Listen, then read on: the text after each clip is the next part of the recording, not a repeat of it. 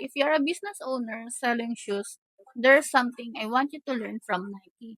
So, if you see this, and hindi mo pa panood yung 2 series ko about this Nike brand, nasa playlist ko siya and you can free to watch. So, okay, you're not just selling shoes. So, as a marketing consultant, this is what I observe when I look at Nike. They don't always make the shoe the main character. Sometimes the shoe is just part of the story because we see someone running, working out, pushing themselves, and the product is there.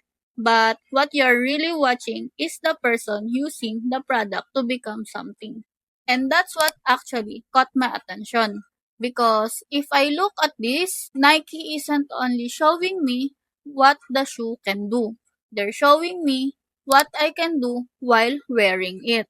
And this is exactly why I recommend brand story is so important because your product can tell me what you sell, but your brand story tells me why should I care. So if you're selling shoes for people building a healthier lifestyle, your story could be about helping them move more, feel stronger, and take better care of themselves. Or maybe if your audience simply wants comfort because they're constantly on their feet, then your story becomes about making their everyday life easier. And there's actually a psychology behind this. People don't only respond to what a product does, they also connect with what product means to them because we naturally relate things to our identity. So, when someone sees a person running in Nike, they might not just think, oh, that's nice shoes. They might think, oh, that's the kind of person I want to become. And that's a completely different level of connection.